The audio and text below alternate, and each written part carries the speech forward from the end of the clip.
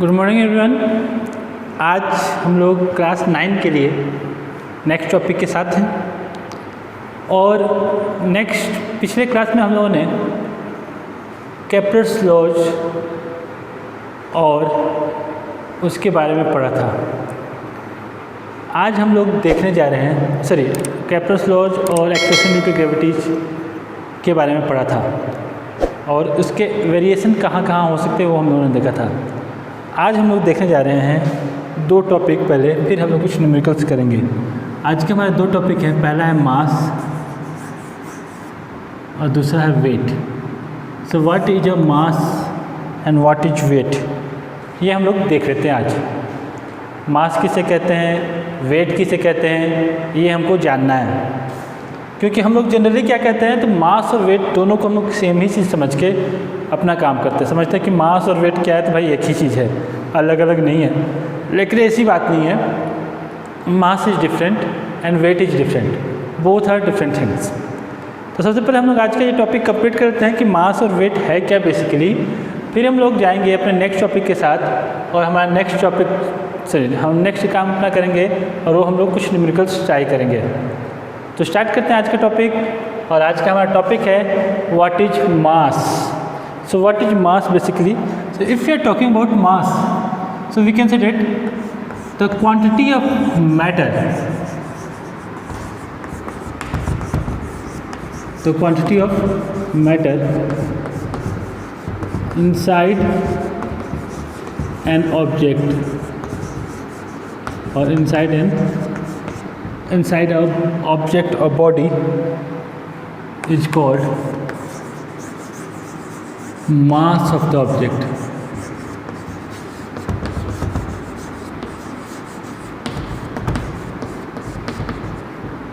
So basically मास क्या है, तो किसी ऑब्जेक्ट के अंदर कितना क्वांटिटी है, मैटर का कितना क्वांटिटी है, उस अमाउंट ऑफ क्वांटिटी को हम लोग उस ऑब्जेक्ट का मास कहते हैं।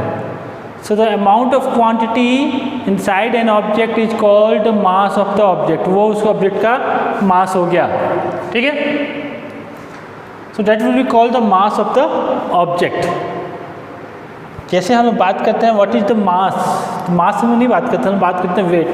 तुम्हारा वेट क्या है, उसका वेट क्या है, वो क्या है, वो क्या है, ऐसी बात करते हैं। तो weight is different, not weight and mass are not the same, but weight and mass both are different things. So what is, जैसे किसी भी ऑब्जेक्ट की बात करते हैं, since the object is made of so many particles, these particles can be proton, neutron, electron and so on. तो उनका क्या जो मैटर है, उस मैटर का क्या क्वांटिटी है किसी ऑब्जेक्ट के अंदर, उसी क्वांटिटी को हम लोग उसका मास कहते हैं। That is called the mass of the object. So mass is not general that what we think to, that is mass. हम लोग तो मास को ही वेट मान के चलते हैं, लेकिन वेट और मास एक चीज़ नहीं है। तो बेसिकली वेट क्या है, तो हम देखते हैं वेट। मास हो गया, चलते हैं वेट पे। So what is basically the weight, so weight can be defined as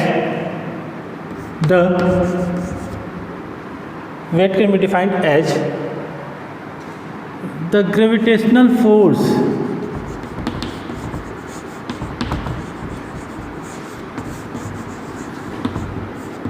acting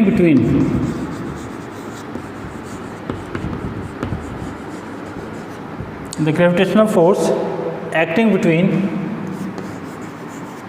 the object and earth is called the weight of the object, is called the weight of the object. तो basically wait क्या है, तो wait है force. कौन सा force, तो gravitational force. Suppose करो एक हमारा एक ऑब्जेक्ट है जिसका मास है m एंड ये अर्थ रहा जिसका मास है कैपिटल M, इनके बीच का डिस्टेंस मान लेते हैं r है। तो उस केस में the weight of the object will be equal to the gravitational force between the object and the mass, and that should be equal to, इसको हम क्या लिख सकते हैं, तो इसको लिखते हैं G capital M small m by R square. ये क्या हो गया? तो ये हमारा हो गया gravitational force acting on the object, and that we know this quantity, this gm by r square is called the small g, that is g, and m is m. So weight of the object, weight of any object which is kept on the earth surface should be equal to m into g. तो हम लोग weight कैसे निकालेंगे? तो weight हमारा हो जाएगा m into g. And since weight is a force, SI unit of the weight should be Newton not kg, जो हम लोग बात करते हैं। Another one thing that SI unit Newton हो गया। दूसरा चीज़ कि ये हमारा वेट क्या है? तो एक वेक्टर क्वांटिटी हो जाएगा। तो it is basically a vector quantity. ठीक है। So we have come across the things mass and wait.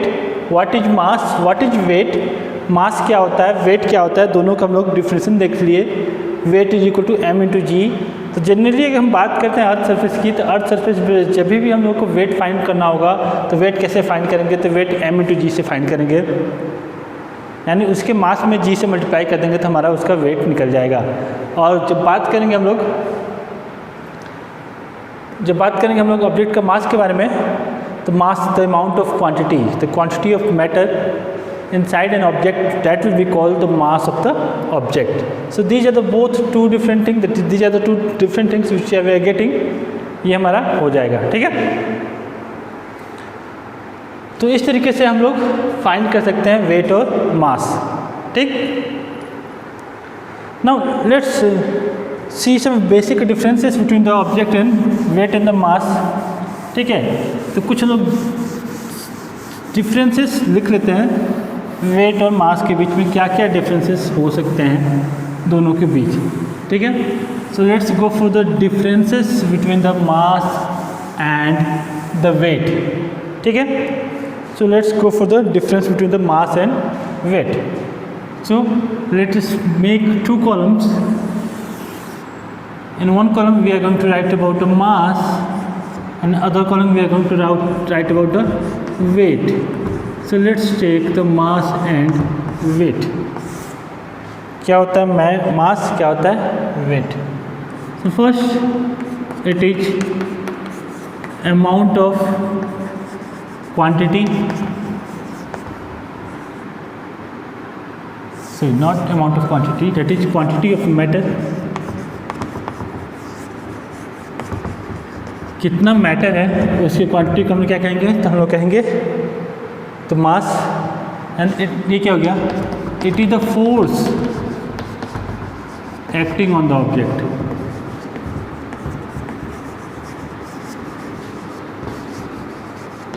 तो ये हमारा फोर्स कितना लग रहा है उसको हम बोलेंगे वेट। क्वांटिटी ऑफ मैटर कितना है उसको बोलेंगे mass. Next, it is a scalar quantity,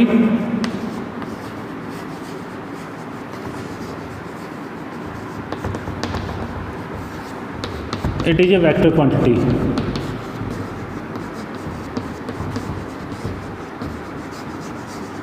ठीक है। तो हम लोग ये कुछ बेसिक डिफरेंसेस देखते जा रहे हैं। ठीक। नेक्स्ट, वो स्केलर हो गया, ये वेक्टर हो गया। नाउ इसका SI यूनिट हमारा हो जाएगा kg, इसका SI यूनिट हो जाएगा Newton.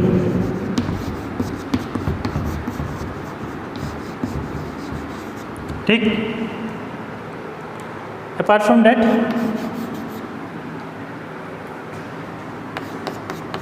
It is always positive except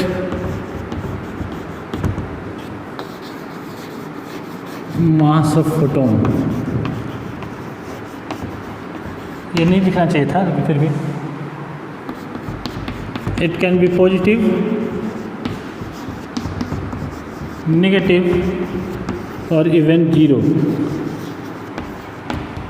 ठीक है,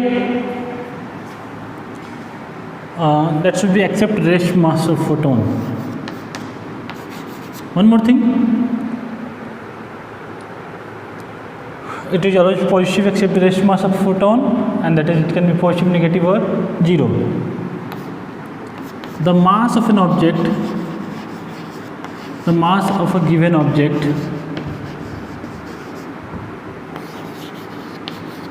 is always constant.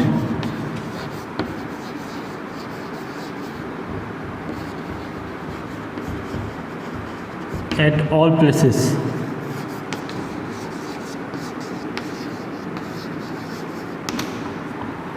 किसी भी ऑब्जेक्ट का मास हर प्लेस पे सेम रहता है, whereas weight of the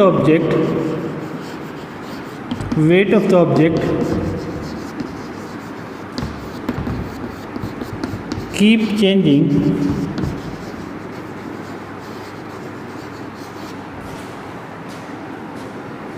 at different position of the object.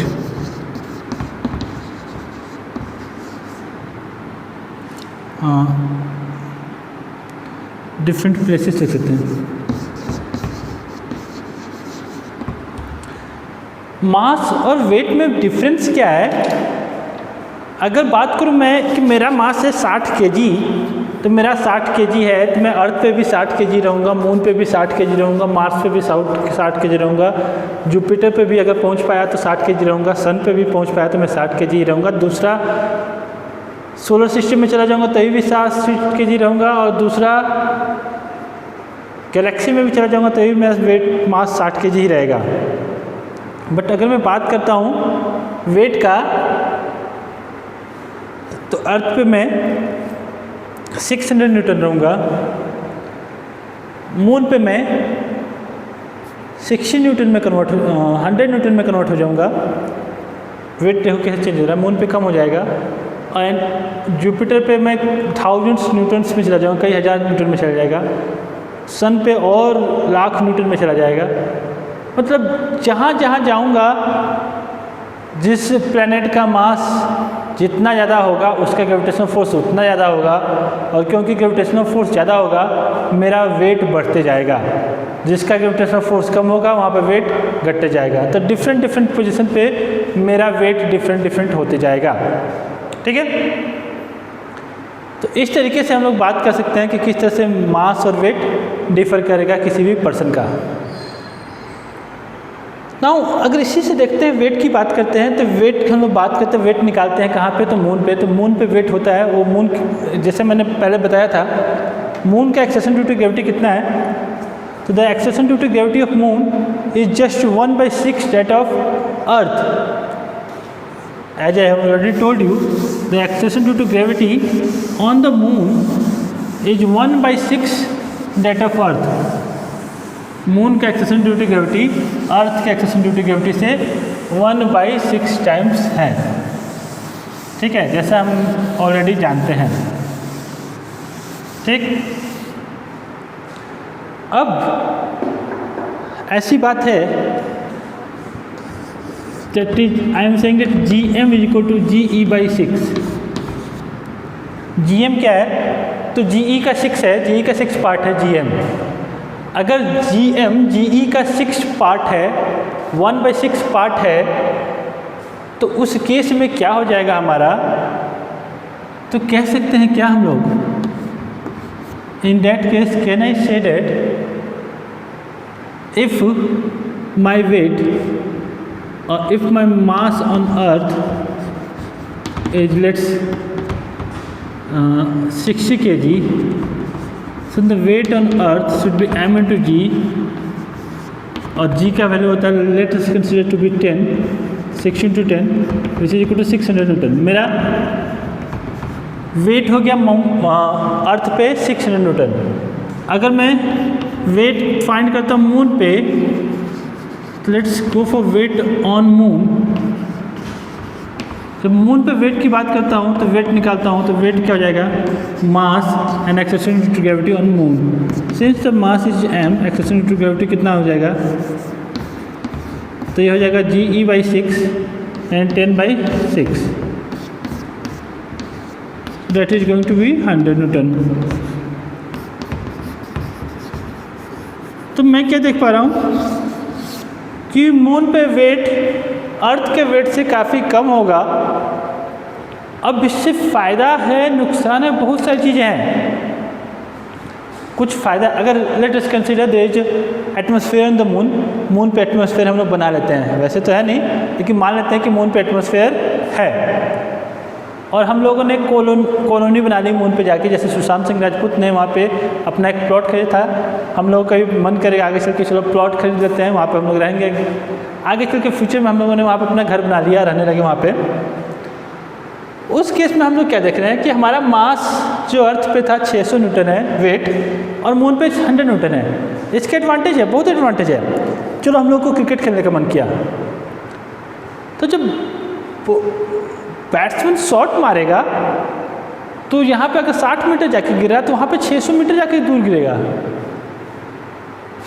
तो मतलब बैट्समैन के लिए तो फ़ायदा है, लेकिन बॉलर के लिए भी फ़ायदा होगा, क्योंकि बॉलर का बॉल ज़्यादा जंप करेगा, ज़्यादा बाउंस करेगा, क्योंकि जब वो पटकेगा तो एक्सेसिव ड्यू टू ग्रेविटी कम रहेगा। एक्सेसिव ड्यू टू ग्रेविटी कम रहेगा तो क्योंकि वो पटक रहा है तो पटकने से क्या होगा, बॉल ज़्यादा बाउंस करेगा क्योंकि अर्थ उसको अपनी तरफ खींच नहीं पाएगा। तो बाउंसर भी बहुत आएंगे, बैट्समैन के खेलने में दिक्कत भी हो सकती है।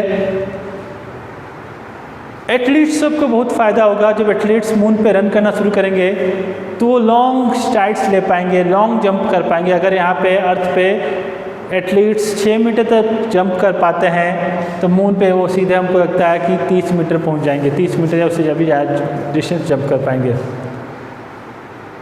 क्योंकि वेट कम है, हम इजीली मून पे जाके कई मीटर से जंप कर पाएंगे। मीन्स अगर हम अर्थ पे एक छत से अगर जंप कर पाते हैं और हम अपने आप को हम नहीं पहुँचाते हैं तो मून पे हम चाहें तो शायद 20 फीट, 30 फीट, 40 फीट से भी कूद जाएंगे तो हमको कोई हार्म नहीं होगा। वहाँ पे जंप करने में बहुत मज़ा आएगा कंपेयर टू अर्थ। वहाँ पे हम हल्के महसूस करेंगे, हमारा शरीर एकदम हल्का हो गया रहेगा। लेकिन नुकसान क्या होगा कि अगर आंधी तूफान आया तो आंधी तूफान में हमारे उड़ने का भी बहुत ज़्यादा चांसेस रहेगा, क्योंकि हमारा वेट वहाँ पे कम हो रहा होगा। तो इजीली आंधी तूफान में हम लोग उड़ जाएंगे, ठीक है। और basically that is the cause that is excessive due to gravity on the moon is very less than compare to the other planets. यही वजह है कि वहाँ पे एयर नहीं है। एक हम लोगों ने बात किया था एस्केप वेलोसिटी का। एस्केप वेलोसिटी होता है अर्थ के लिए 11.2 किलोमीटर पर सेकेंड। अगर हम कोई भी ऑब्जेक्ट को 11.2 किलोमीटर पर सेकेंड की स्पीड से थ्रो कर देते हैं तो अर्थ के ग्रेविटेशनल फील्ड से बाहर चला जाएगा। मून पे ये एक्सेलेरेशन, मून पे ये जो वैल्यू था इसके वेलोसिटी का काफ़ी कम होता है, और क्योंकि वहाँ पे इसके वेलोसिटी का वैल्यू कम था, एयर वहाँ से एस्केप कर गया। तो देयर इज चांसेस, और इसी वजह से वहाँ पे कोई एयर अब प्रेजेंट नहीं है। तो कुछ अपने फ़ायदे हैं, कुछ अपने नुकसान हैं मून पे कॉलोनी बनाने का, मून पे रहने का, ठीक है। तो this is the basic difference between the weight and the mass and how the weight is different at different positions. Different position पे डिफरेंट वेट हमारा आते रहेगा, ठीक है। तो ये हमारा टॉपिक हो गया वेट और मास का, ठीक है। हम लोग कुछ बेसिक क्वेश्चंस कर लेते हैं इस पे रिलेटेड।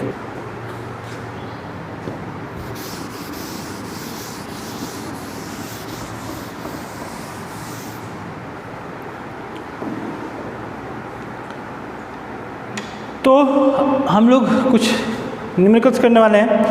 न्यूमेरिकल करने से पहले एक मैं साइन कन्वेंशन दे देता हूँ। ये साइन कन्वेंशन फर्स्ट यूनिट में भी लागू हो सकता है, लागू कर सकते हैं।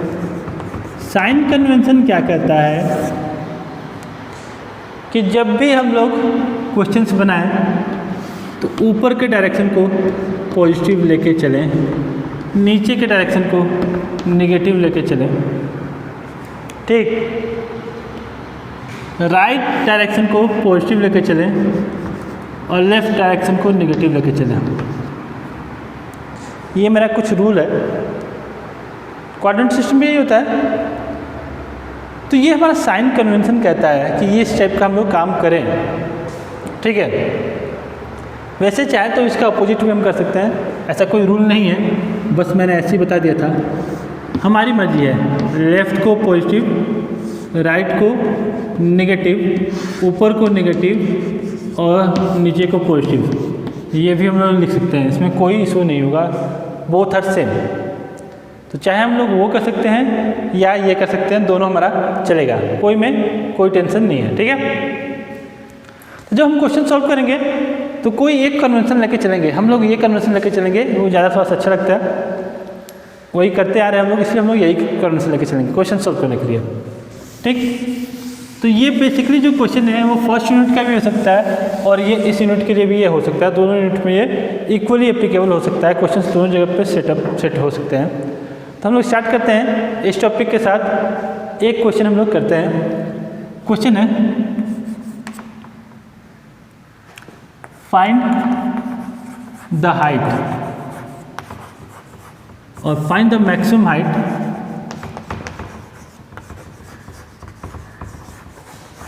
up to which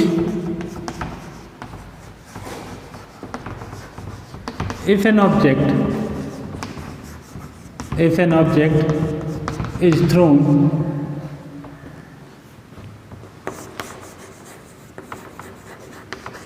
with a velocity of 10 meter per second. So the question is, find the maximum height up to which if an object is thrown with a velocity of 10 meter per second can reach.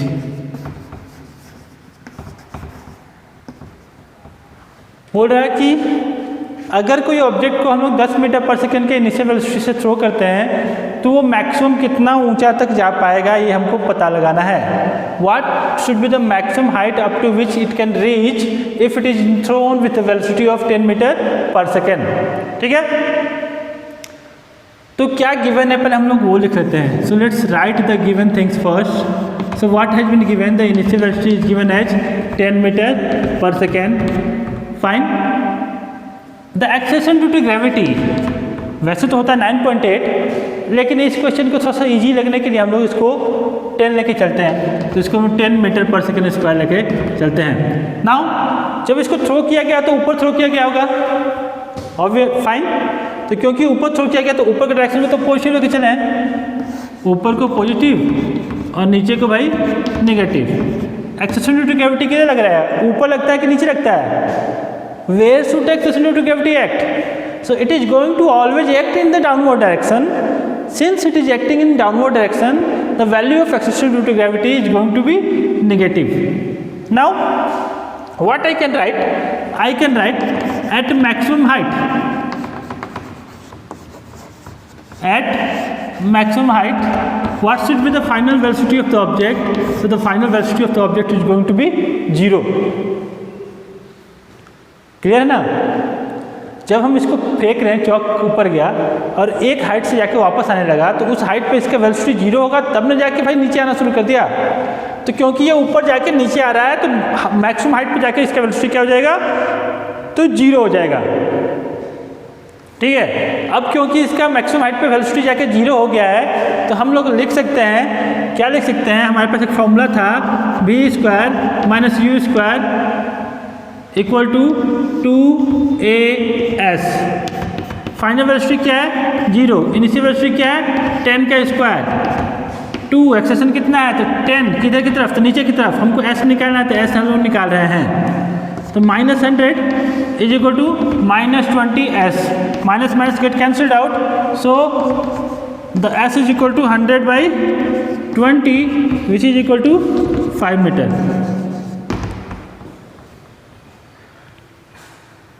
क्या देख पा रहे हैं कि जब object को हम लोगों ने थ्रो किया, ये ऊपर गया, तो कितना ऊपर जा पाएगा, तो ये 5 मीटर। जब हम 10 मीटर पर सेकंड की स्पीड से इसको फेंकेंगे तो 5 मीटर जाके वापस आ जाएगा। सो मैक्सिमम 5 मीटर की स्पीड तक, 5 मीटर के डिस्टेंस तक हम इसको फेंक पाएंगे अगर हमारा वेलोसिटी है इनिशियल 10 मीटर पर सेकेंड, तब, ठीक है। So this is how we can solve the questions. Now अगर इसी में पूछ दिया find the time after which it returns to the thrower's hand.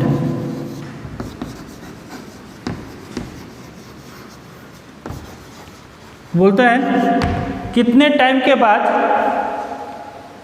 ये वापस जो थ्रोअर है उसके हाथ में आ जाएगा। ठीक है, कितने टाइम के बाद ये वापस जिसने इसको थ्रो किया है उसके हाथ में आ जाना है। तो हमको टाइम फाइंड करना है भाई। तो टाइम कैसे फाइंड कर सकते हैं? So to finding the time, oh started running over here.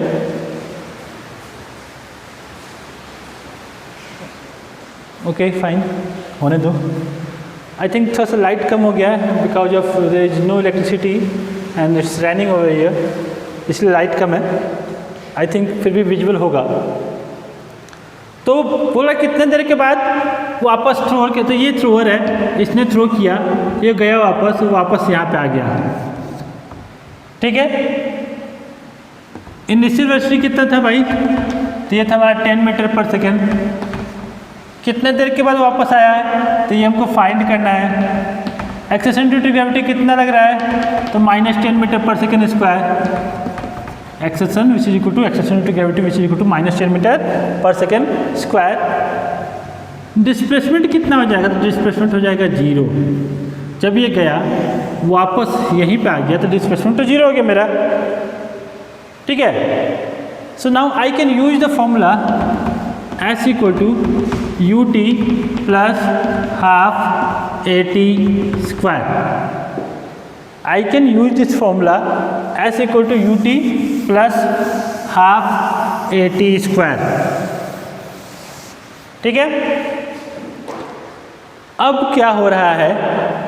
Displacement कितना हो गया इसका? तो 0। इनिशियल वेलोसिटी था कितना? तो 10 प्लस 1/2 एक्सेलरेशन कितना है? तो -10 इंटू टी स्क्वायर।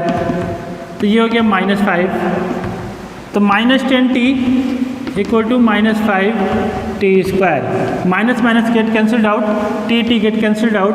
तो 5t इक्वल टू 10, तो t equal to 10/5 which is equal to 2 second. तो अगर मैं 5 सेकेंड की स्पीड से किसी चीज़ को फेंकता हूँ ऊपर की तरफ, तो ये 2 सेकेंड के बाद वापस मेरे हाथों में आके रुक जाएगा। That is fixed. So this is how we can use the concept of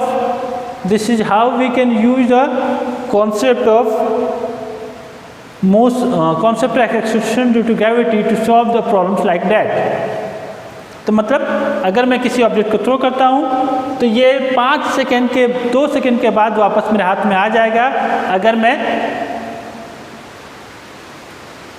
10 metre per second के स्पीड से ऑब्जेक्ट को थ्रो कर रहा हूँ। ठीक है, तो this is how we can solve the questions like that.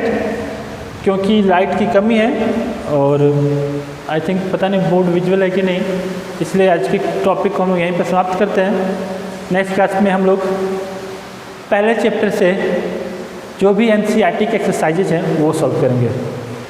तो we will start solving the exercises of the chapter 1 from the next class. तब तक के लिए वेट कीजिए, हम लोग अगले क्लास से नए एक्सरसाइज स्टार्ट करने वाले हैं, मतलब क्वेश्चन आंसर स्टार्ट कर रहे हैं। और उसके अलावा अगर आपके पास कोई भी प्रकार का डाउट है, क्वेश्चंस है, न्यूमेरिकल है, आप उसे मुझे सेंड कीजिए, मैं उसको अपने क्लास में सॉल्व करके बताऊंगा कैसे सॉल्व किया जा सकता है। My WhatsApp number is being 8757172845। So send me text whenever you are available. Okay? हम लोग क्वेश्चंस करेंगे अगले क्लास से। ठीक है, तो see you in the next class. It's raining very heavily today. Okay?